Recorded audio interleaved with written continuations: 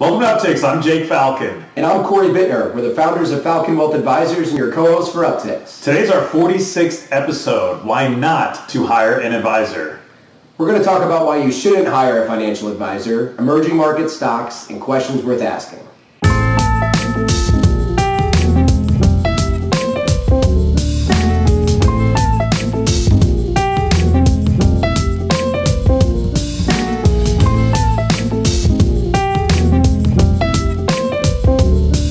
Okay, Corey, as part of our topic for today's show, we traditionally talk about all of the benefits and all of the things that we do for our clients as financial advisors. We just got back from a conference down in Austin, Texas, where we met with a lot of our peers, and up sparked this brilliant idea for our next episode is that you wanted to talk with our audience about why they shouldn't hire a financial advisor. So why don't you kind of go into what you were thinking as far as this post or this show? So my thoughts were really as follows. I was thinking, like you've already said, we talked about why somebody should hire an advisor, but why shouldn't someone? In my opinion, a client should not hire a financial advisor if they have no idea what their financial goals are and they're not interested in talking about them. I know that seems silly, but some people might not be looking for that. Sure.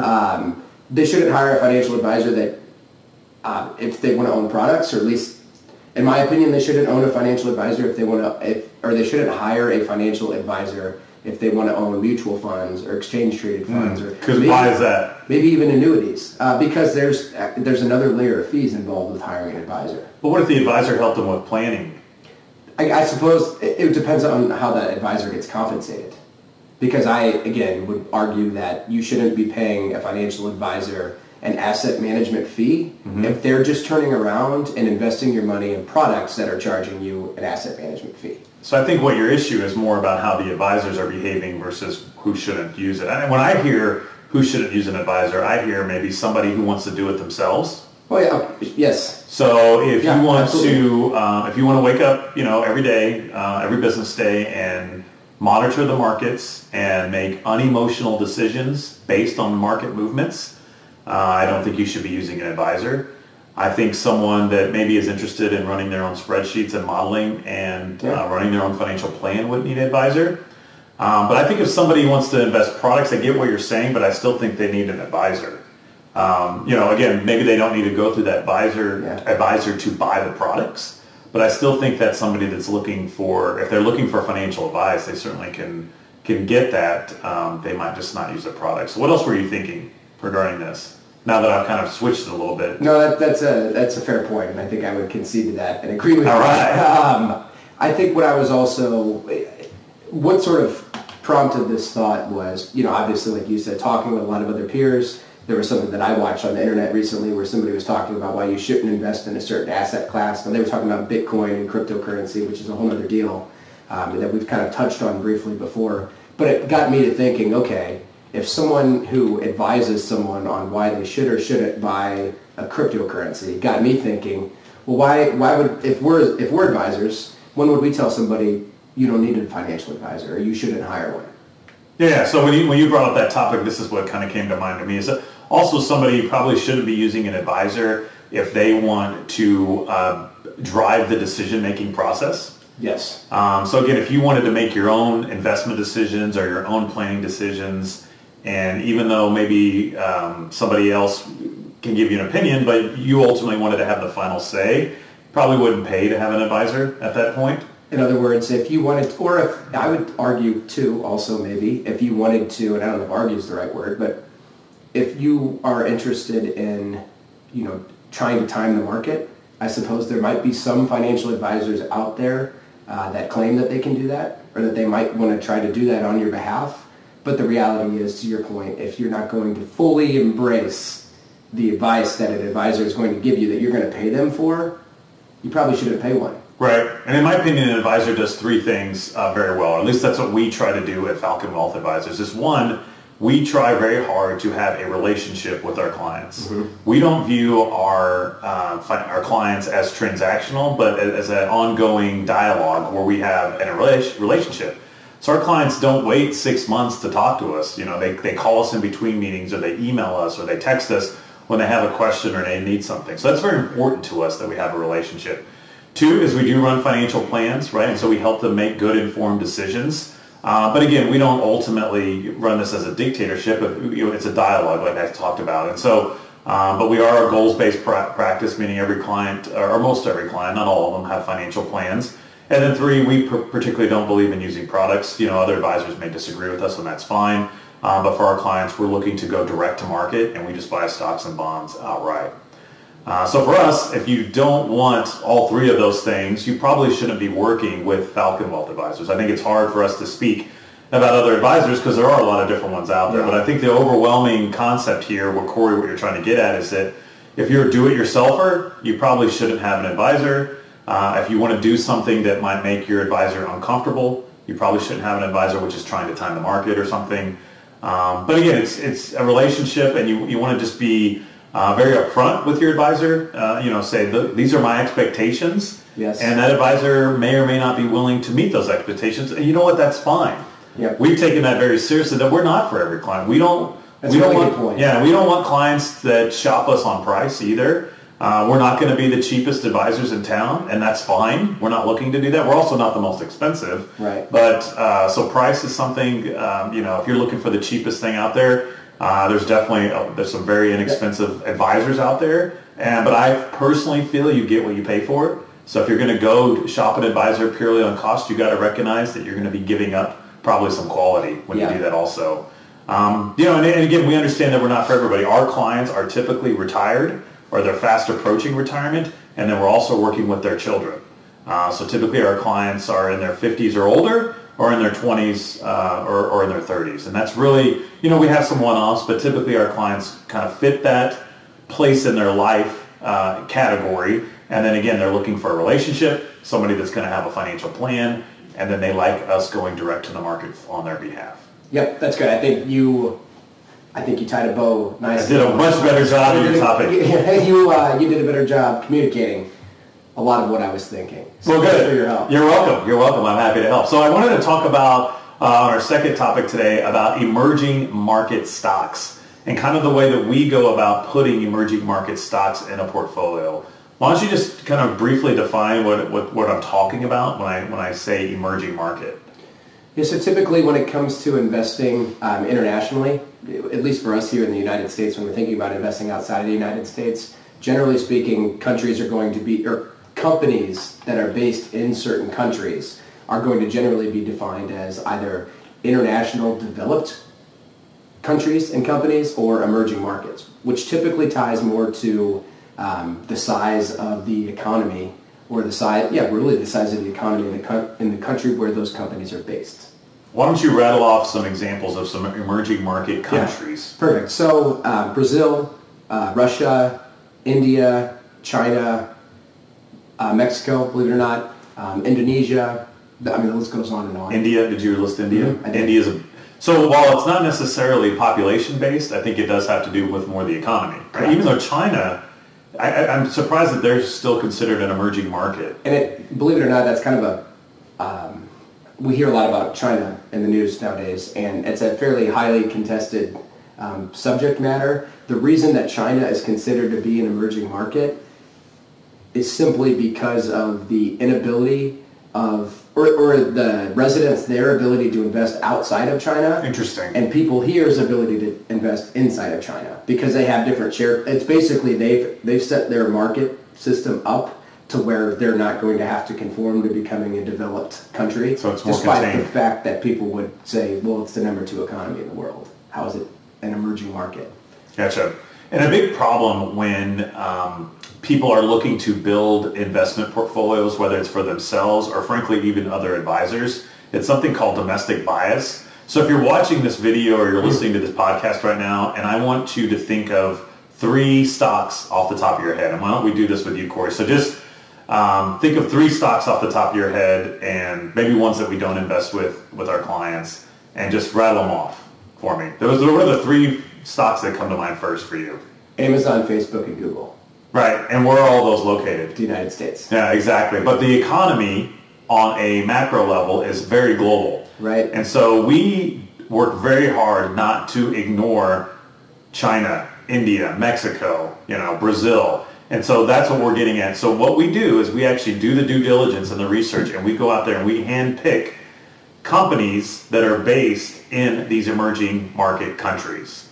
Now, we don't have a lot of them. You know, we believe in overweighting the U.S. just because, frankly, we think the U.S. is in a good position economically speaking, but we do want to have some companies based in these emerging markets to properly diversify our clients' portfolios, right? India may do really well, or China may really do really well, or Brazil, or whatever it is, and you don't want to miss out on that when you're looking at diversifying. Yep, and I think to your point there, if you can share, quickly the story.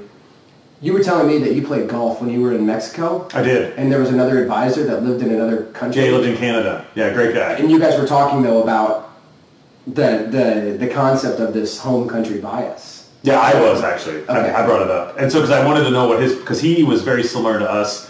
Well, again, I had a brief conversation, but it sounded like he was out there picking individual stocks for his clients in as Canada. well. In Canada. Mm-hmm. And I asked him what portion did Canadian companies make up in his portfolios, and I think he said about half, which is pretty interesting because here we are neighbors, right? And capital to me is capital, right? Money is money. It's the same around the world. It's used to buy goods and services, but for whatever reason he felt owning Canadian stocks was something to overweight versus U.S. And so I asked him that, and basically both of us came to the conclusion that we're just more familiar with the companies where we reside. The currency we're more familiar with also because you have to worry about that when you're buying emerging market stocks. It's not just different countries, but it's like what are the currency valuations? How are those going to fluctuate? Because that could change returns also. True. And so, good point. But it is interesting. It's pretty fascinating to us. So for our clients, we're looking at having a globally diversified portfolio.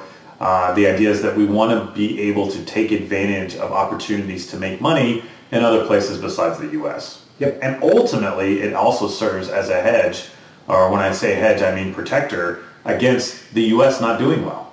Right? So if China ends up beating us out in this whole tariff war, well, you know what? Maybe we'll have some exposure and China will profit from it. Right? So be it. Right? And that's okay. And that's part of being diversified. Yep. All right, so on last show, I skipped over this. I completely forgot during the show, but I wanted to go into our fun segment now, which is questions worth asking. So do you have a question maybe that's popped up lately from one of your clients or just anybody that you wanted to address here on the show? I do. And again, this doesn't constitute investment advice, but we just think these are common questions that maybe you, the listener or the viewer, might have of your own. Yeah, absolutely. And the question was, what impact... As we look at the coming election and we look at how there's been a sort of a rise of this discussion about capitalism versus socialism and how seems like kind of a crazy concept maybe in the United States, it's becoming more prominent. The question was, what if the United States moves more toward socialism? What impact would that have on the market? Ultimately, I don't think it would have much of an impact, is how I would answer this question. The market cares more about uncertainty than it does necessarily about the rules. Mm-hmm. So in my opinion, we could be socialistic or whatever, or even communist, and the markets still do okay. It's the surprises that really jar everything. Mm-hmm. It's really that if you own a business or a company and maybe we turn into a socialistic society and your taxes go way up or whatever's going to be used to create that, well, as a business owner, you're still going to adjust and adapt and whatever you need to do to make money. And the good businesses will make money and the bad businesses will go out of business. So I would answer that question as it doesn't matter, frankly, if we're socialist, communist, capitalist, whatever. It's really what are those rules? And as a business owner or a company or a corporation, what am I doing to play by those rules and to profit from it? That's how I answer that question. Interesting. How did you answer it? A lot differently. Did you? I think about the concept of taking a society that is capitalistic in its nature and moving it away from that towards something else totally changes the value of everything in that society. Like in the examples that we used earlier, let's say Google, right? Let's talk about Google as a company. How much does the valuation of Google change if they're not allowed to make money the way that they've made money to this point? But I would argue socialism doesn't say you can't make money. Right, no, it doesn't. If the rules changed, then they'll either stay in business or they won't. Fair enough. That's my opinion, and that's good, and that's Yeah. And I think this is important for us to debate a little bit, is that while we have very consistent investment themes and financial planning themes, our opinions can differ. But the good news is that it's probably not going to happen. Right. and maybe you do want a socialistic society. And that's where I'm coming from, is like, I don't really care. To me personally, and this is maybe my personal viewpoint a little, I don't care what it is. Ultimately, I think good companies and good leaders will emerge, and bad companies and bad leaders will typically not. And I think that's just the way the world works. I'm interested if you get any feedback on your opinions on this. Yeah, I'd love to hear them. Yeah, maybe that'll just be our question for the day, because that was a kind of dialogue back and forth. But so again, I'm pretty, it doesn't matter to me. I've never been a really strong political person anyways. I typically vote for the candidate that I think is best. I don't vote along party lines. Ultimately, I like whoever's going to make the market go up. Huh? Who's ever going to make my clients' lives easier and their jobs easier and their ability to carry out their American dream, whatever version of that is. That's who I like, and I try to vote for whoever I think is going to be able to do that. Have you, if you don't mind me asking, Sure. this, have you voted in your life? Have you voted for a presidential candidate on both sides of the aisle? I'm pretty sure I have. I don't remember. I remember being younger. I rooted, so before I could vote, I think I've rooted for different party lines. Yeah, but I've never been all Republican or all different. I'm not that way. I was at a KU game, basketball game back in, I think it was February, and a group of people sitting around the table, somebody asked that question. And out of maybe eight of us, only two of us, who haven't been voting for nearly as many years, had said, yes, I voted for a candidate on both sides of the aisle. And everyone else was like, no, I've been straight this way my whole life. I just think that's interesting. Well, I think a lot of it is where you grew up. No, definitely. I grew up in a very pro-union environment. Both my parents were in the union, and so I get that. But as I got older, I kind of also saw my parents as very hard workers, and I felt that they would have been successful in whatever environment they were in. And then as I got even older and started paying taxes, I started realizing what that what that made. So again, my party, I jumped to either side. I mean, ultimately, I want what's best for the United States, and I want what's best for me and my family. And I think that's what every voter really wants. Sadly, I think the politicians confuse it a lot. Yeah. And they make it about social issues and other things that maybe shouldn't or shouldn't even be pertinent, but they do. That's fair. So anyways, again, we don't typically get political on this show, but I'm sure we will as the election approaches. Well, people want to know, because people are asking me that, right? It's a very good question. It's a very fair question, right. And so what we do is we look to position our portfolios to take advantage of the current environment and protect them if something does pop up. And so if something does change, then we'll certainly shift our portfolios. And that's one of the beauties, too, of buying stocks and bonds for our clients. We're very capable and able to do that quite easily, actually, versus if we were using products like some other advisors do, they wouldn't have any control over what that money manager was doing. Yep. So that's good. Good question. Yeah, good question. So for our fun topic today, I know Game of Thrones has the season finale, and you, Rachel, and I were talking about this yesterday, but I wanted you to share your take with the viewers of what you thought of the last season and the last episode too. So what do you give it a grade on a A, B, C, D, or F? I think I have to disclose that I haven't watched the last episode. Right. So I don't know. You're the only person in America other than me that hasn't watched it. I don't know how. But you know what happened.